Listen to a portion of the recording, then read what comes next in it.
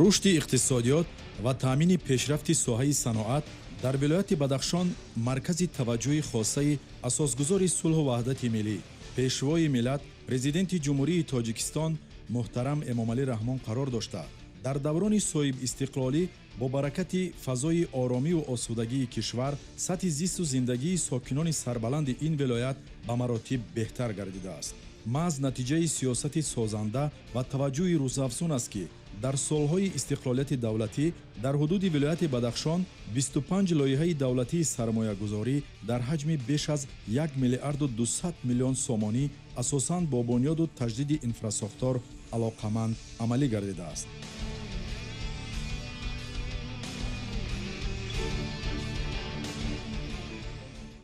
акнун дар замми 70-80 сол нав идораи маъмурӣ шаҳру навоии мамлакат бунёд шуда истоданд. сохтору мақомотҳои давлатӣ, иҷтимоӣ ва дигар сохторҳо. то ҳол дар шаҳри Хорух на бинои дурусти ҳокимияти шаҳр аст, на вилоятӣ. боз дар вақти сафар ман дар чандин шаҳру навоиҳо ки будам, боз иншоотҳои дигарро низ супориш додам, ки онҳо иловатан ба инобат гирифта мешаванд.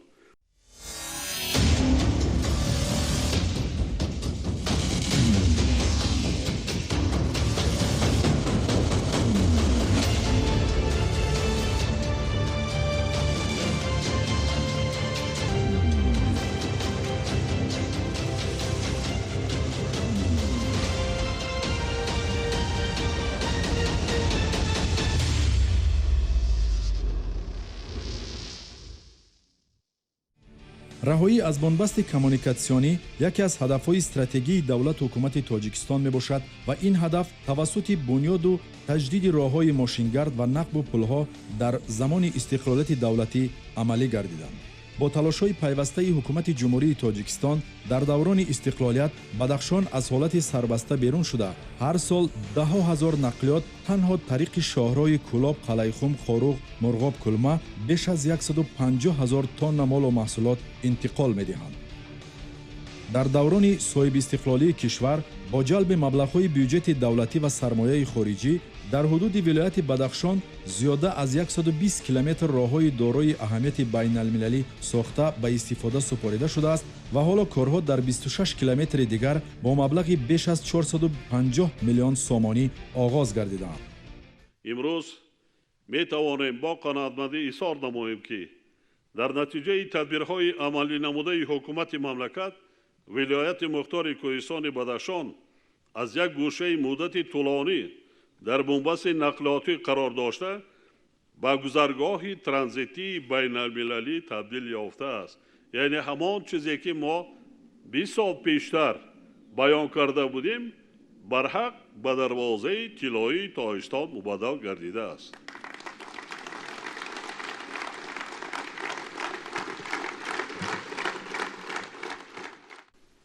ман ҳамин 26 километр роҳи хеле вазмине ки дар ҳудуди ноҳияи Дарвоз боқӣ мондааст, бинёяд маблағи калон, қариб 500 миллион сомонӣ масраф мегардад. корҳо моҳҳои ноябр, декабри ин сол шурӯъ мешавад. ҳисоб 500 миллион ин ду сола тамоми бюҷети вилоят дар маҷмӯъ ба 26 километр роҳ меравад. имрӯзҳо корҳои лоиҳакашӣ ва омодагӣ барои таҷдиду азнавсозии роҳи мошингарди Қалаи Хум Ванҷ, ки масофаи он 92 километр ва арзиши лоиҳавиаш зиёда аз 2 миллиард сомонӣ мебошад, идома дорад.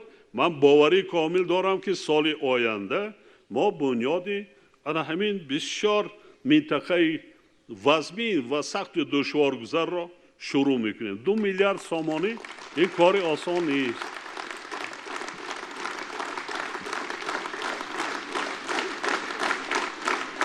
саломат бошед. 2 миллиард сомонӣ 10 сола бюджети вилоят агар нахӯронем дигар соҳаро ҳамаша маҳкам карда 10 сола бюджети вилоят аст барои 92 километр. راه.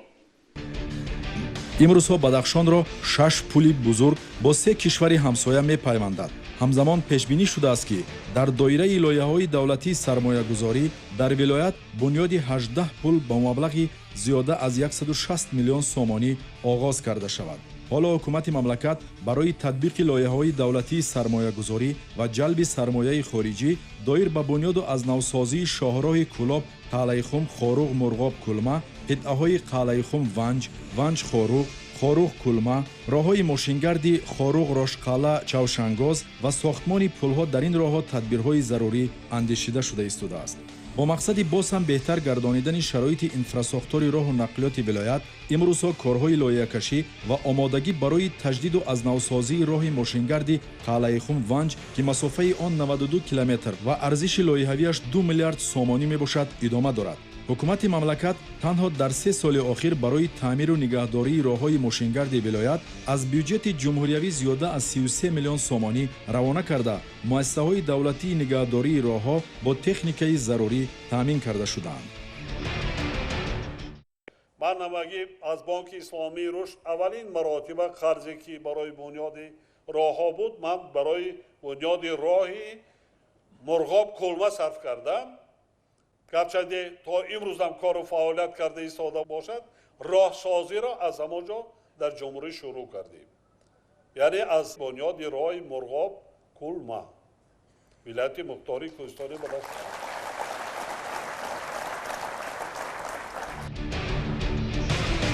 дар даврони истиқлолияти давлатӣ маҳз бо иқдоми президенти ҷумҳурии Тоҷикистон муҳтарам Эмомалӣ Раҳмон роҳи бузурги Абрешим аз нав эҳё шуд.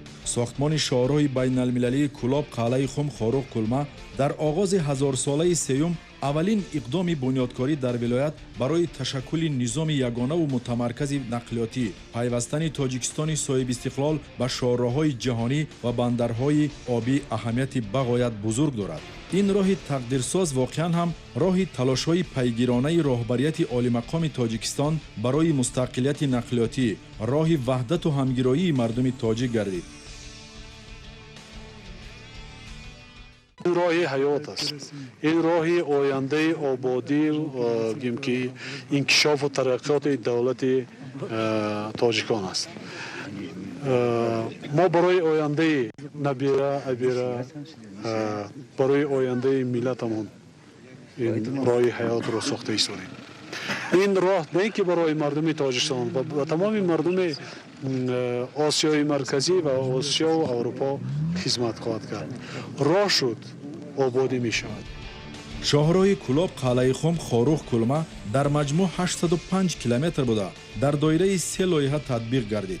масофаи умумии қитъаи роҳи Шкеф-Зиғар бошад беш аз 37 километр ва паҳноии умумии он 12 метр мебошад. сохтмони роҳи автомобилгарди Шоғон-Зиғар мувофиқи лоиҳа дарозии хатти роҳ камтар аз 34 километр ва маблағи умумии лоиҳа 35.5 миллион долларро ташкил медиҳад.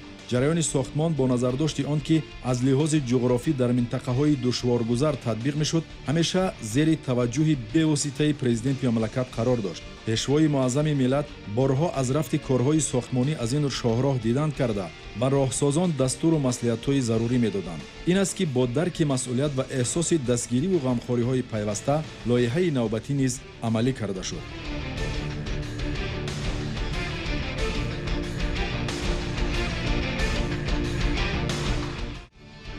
пешвои миллат муҳтарам Эмомалӣ Раҳмон борҳо изҳор дошта буданд ки мақсади давлат аз бунёди роҳҳову пулҳо рафту омади доимӣ дар дохили кишвар, густариш бахшидани равобити байналмилалӣ, осон кардани мушкилоти мусофирон ва ҳамлу нақли озоди молу маҳсулот ҳам дар дохили Тоҷикистон ва ҳам бо кишварҳои ҳамсоя мебошад.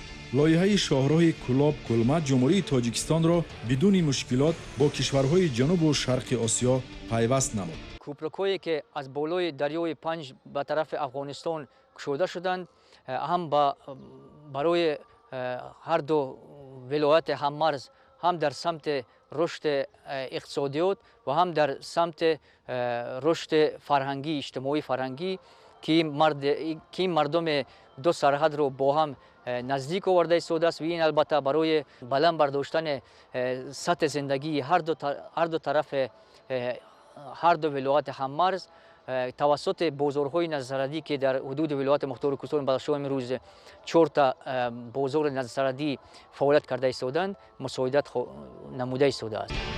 در یک مدت کوتاه مردم تاجیک و افغان شاهد مرحله به مرحله بنیاد گردیدن پل‌های نقلیاتی میان دو کشور شدند.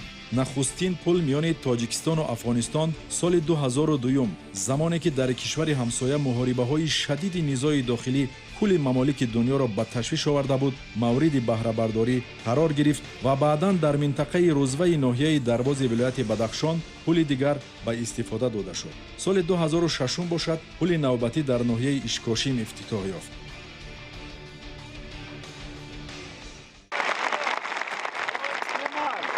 برای تجارت، رفت و آمد، خویش و تباری، بهتر کردن بلند برداشتن سطح زندگی و این را شما میتوانید ما روی کلمه با چین پیوست کردیم. تجارت میتواند به تمام دنیا پیوست شوید.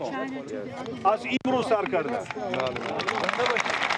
با توجه به آن کارهایی که در سمت راهسازی دوران 27 سال استقلالیت در حدود ولایت بدخشان حکومت انجام داده است، می توان نتیجه گیری کرد که تلاش‌ها در سمت تبدیل دادن تاجیکستان به کشور واحد و یک پارچگی وطن عزیز قدم‌های استوار و سازنده گذاشته شد. امروز ولایت بدخشان با دستگیری پیشوای معظم ملت نه تنها از بنبست کمونیکاسیونی برآمد، بلکه به یک منطقه ترانزیتی تبدیل یافته است.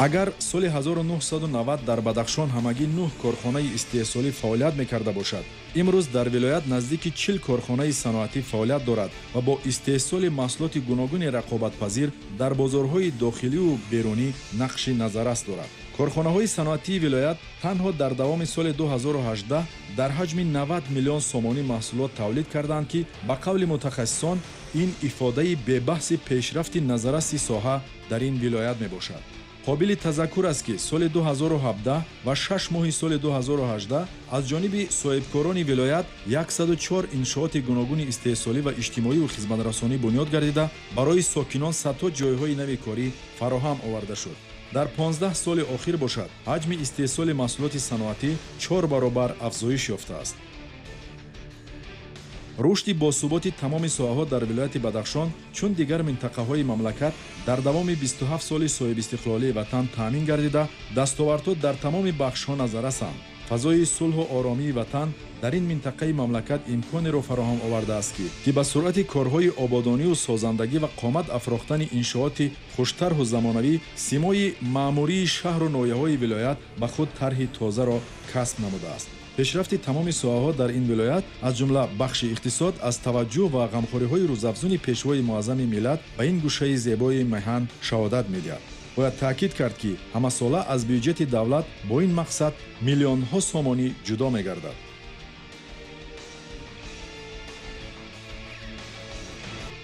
دوام 27 سال استقلالیت دولتی با هدایت‌های اساسگذار صلح و وحدت ملی، پیشوای ملت پرزیدنت جمهوری تاجیکستان محترم امامعلی رحمان در شهر و نواحی ولایت بدخشان با خرج 3.5 میلیارد سومانی بیشتر از 1950 انشاءات خرد و بزرگ بنیاد و مورد بهره برداری قرار گرفتند.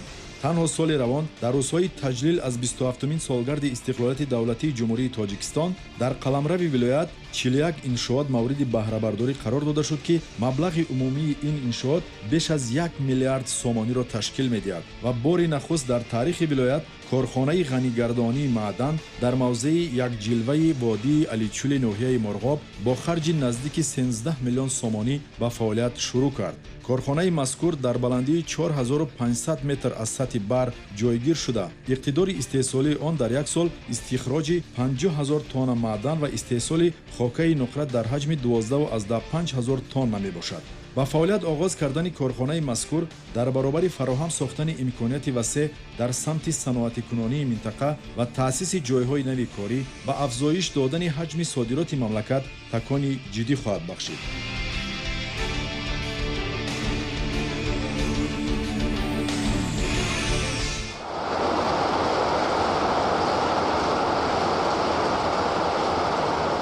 از سال 2006 سرگردم که بعد گرفتن اجازتنامه گذراندن کار اکتشافی گیولوژی در این موضع ما کارهای گیولوژی را در اینجا به انجام رساندیم و اون اصابات رو به حکومت جمهوری تاجیکستان پیشنهاد کردیم و شکرانه به اون روز رسیدیم که انا امروز که گوییم که به روز استقلالیت جمهوری تاجیکستان افتتاح این کمپینات راست آمد آغاز کردند. ما از این خیلی خوشحال هستیم.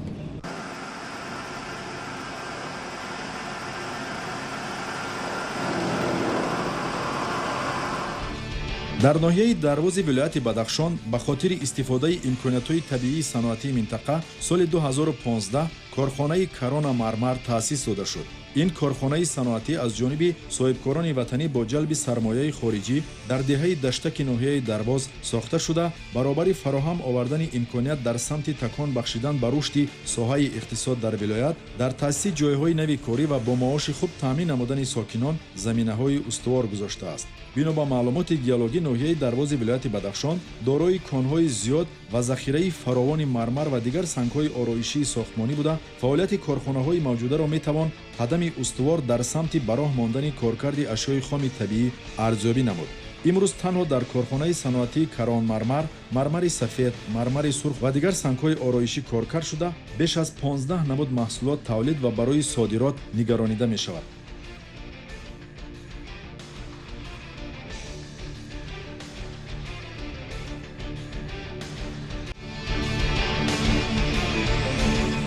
در دایره تدبیرها در سمت رشد بخشیدن ساحه صنعت در ولایت بدخشان در دوران صاحب استقلالی کشور برای ترقی دادن هنرهای مردمی و جلب زنان و بانوان خانشین به شغل پیوسته برنامه‌های زیاد عملی گردیده است. بنا به معلومات موجوده امروز در برابر فعالیت کارخانه‌های گوناگون دوزندگی در شهر و ناحیه‌های این ولایت مرکز آموزش هنرهای کاخ بانوان با نام مهر مادر فعالیت نظررس دارد که در آن زنان و بانوان به شغل فرا گرفته شدند. یادآور می‌شویم که این کارخانه 28 ایول سال 2015 با اشتراک به‌واسطه سرور دولت افتتاح شده قدمی مهم در راه بلند برداشتن سطح نیکوحوالی مردم ارزیابی می‌شود.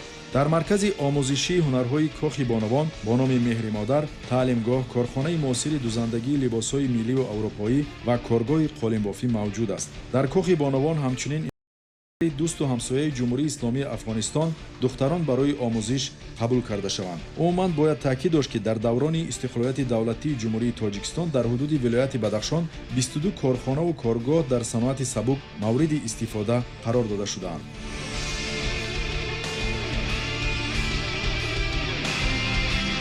به خاطر کارکرد غله‌دانگی‌ها، تامین امنیت غذایی و دسترسی اهالی با محصولات نانی با هدایت و دستور به‌واسطه پیشوای معظم ملت در ناحیه شغنان ولایت بدخشان 29 ایول سال 2015 کارخانه کارکرد غله در دهه باقیف با اقتدار کارکرد 60 تن در یک شبانه روز مورد استفاده قرار گرفت. بنیاد این کارخانه پراقتدار که در ولایت یگانه میباشد در آن بیش از 30 نفر به کار دائمی تامین شدند.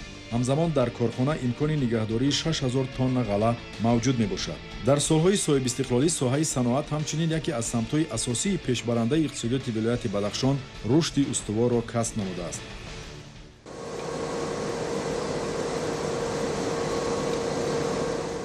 در قطار دیگر لایحه‌ها در شهر خوروغ نیز تطبیق لایحه برقرارسازی سیستم شهر خوروغ نیز با نقشه گرفته شده عملی گشته به انجام رسیده شده است. در دوره لایحه خریداری تکنیک مخصوص برای بلند برداشتن پتانسیل تکنیکی کارخانه آبتامیکنی شهر خوروغ برای رشد کارپوراتیوی کارخانه یک قطار کارها عملی شده ایستادند و اینچنین کارهای ساختمانی که یکی از پروبلم‌های اساسی در شهر میباشد که این آب تامین کنی ساختمان خط آبگذاری باقی‌دار خوروغ عملی گشته است در 3 مرحله.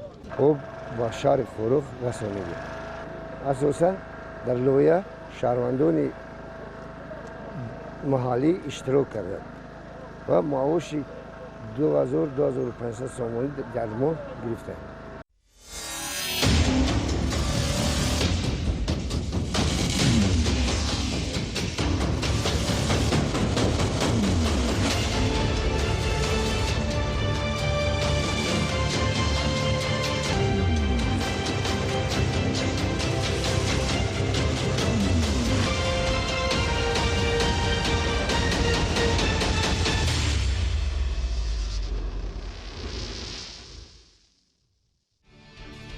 бояд ёдовар шуд ки то замони истиқлолият дар бисёр минтақаҳои кӯҳии мамлакат аз ҷумла дар ҳудуди вилояти Бадахшон нерӯи барқ асосан тавассути истгоҳҳои дизелӣ истеҳсол мегардид. Ин масъала пас аз соҳиб шудани кишвар ба истиқлолияти комили сиёсӣ бо таваҷҷӯҳи рӯзафзуни сарвари давлат муҳтарам Эмомалӣ Раҳмон ранги дигар гирифт. дар вилояти Бадахшон дар фазои кӯҳҳои осмонбӯс аввалин маротиба нерӯгоҳҳои барқии обӣ бунёд ва мавриди истифода қарор гирифтанд. аввалин маротиба ки ҷаноби олӣ соли 1998 моҳи январ яъне қадами муборакаш ба ҳамин сарзамин яъне гузошта шуд ва омад. ҳолон ки дар замонҳои пеш балки мири қалайхун ҳаминҷаро надида буд. аз ҷониби ҳукумати ҷумҳурии Тоҷикистон дар солҳои аввали соҳибистиқлолӣ нерӯгоҳи барқи обии Помир-1 бо тавоноии 14 мегаватт, нерӯгоҳҳои хурди барқии обии Техар бо тавоноии 360 киловатт ва Андарбак бо иқтидори 300 киловатт сохта мавриди истифода қарор дода шуданд ки дар ҳамон замон онҳо шабакаи аввалини барқи вилоятро ташкил менамуданд ва дар таъмини сокинони шаҳру ноҳияҳои минтақа бо рӯшноии заминаи воқеӣ гузоштанд. агарчи дар даврони шӯравӣ иқтидори энергетикии вилоят танҳо 15 мегаватт арзи вуҷуд дошт, хушбахтона дар соли 2017 иқтидори энергетикии вилояти мухтори Кӯҳистони Бадахшон аллакай ба 48 мегаватт расонда шуд ки ин имконат дод ки аксарияти шаҳру ноҳияҳои вилоят аз барқ таъмин гардиданд, 24 соат аз барқ таъмин гардиданд. дар замони соҳибистиқлолӣ иқтидори истеҳсолии соҳаи энергетикаи вилояти Бадахшон танҳо тавассути истифодаи нерӯи об аз 15 то ба 48 мегаватт расонида шуда, дар ин самт чанд лоиҳаи давлатии сармоягузорӣ бо ҳаҷми беш аз 700 миллион сомонӣ амалӣ гардид. дар доираи лоиҳаҳои сармоягузории навбати дуюми нерӯгоҳи Помир-1 ба истифода супорида шуда, нерӯгоҳи хурди обии Ванҷ-1 ва Ванҷ-2 баъд аз таъмиру навсозӣ ба шабакаи ягонаи энергетикии кишвар ва нерӯгоҳҳои хурди барқи обии Намадгути ноҳияи Ишкошин ва Шуҷанди ноҳияи Рӯшон ба шабакаи марказии Помир Энержӣ пайваст карда шуданд.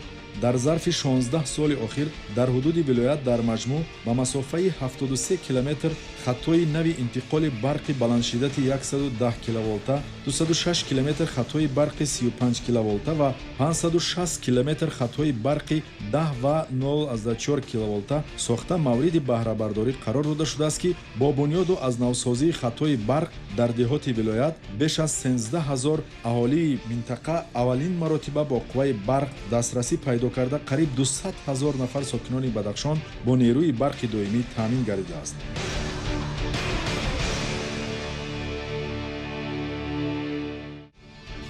дар натиҷаи тадбирҳои андешидаи ҳукумати кишвар аз соли 2016 то нимаи соли 2018 дар Бадахшон 96% аҳолӣ бо барқи шабонарӯзӣ таъмин гардидааст. дар доираи сафари кории пешвои миллат ба вилояти Бадахшон дар рӯзҳои таҷлил аз 27 солгарди истиқлолияти давлатии ҷумҳурии Тоҷикистон ҷиҳати таъминоти пурраи аҳолии вилоят бо нерӯи барқ боз нерӯгоҳи барқи обии Тоҷикистон дар ноҳияи Мурғоб мавриди баҳрабардорӣ қарор гирифт. нерӯгоҳи барқи обии хурди Тоҷикистон дорои иқтидори 1500 киловатт буда, ташкилоту идора ва аҳолии ноҳияи Мурғобро пурра бо барқ таъмин мекунад.